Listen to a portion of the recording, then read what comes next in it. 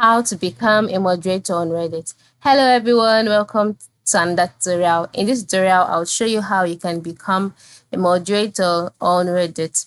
Now, there are different ways to become a moderator. The first way to become a moderator is by creating your own community. When you create a new community, which is also known as a subreddit, you automatically become the top moderator of that community.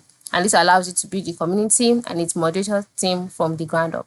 Now, as you create a community, move to the top right corner, click on your profile icon, and go ahead and click on create a community just below profile. Follow the options and then your community will be created.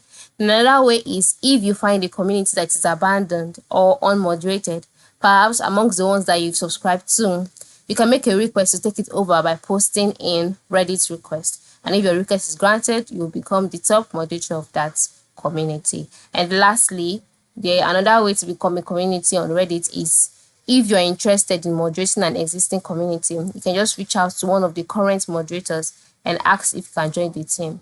If they agree, you'll be sent an invitation, and all you need to do is to accept the invitation and you'll become a moderator. So these are the various ways you can become a moderator on Reddit. Thank you for watching and have a good day.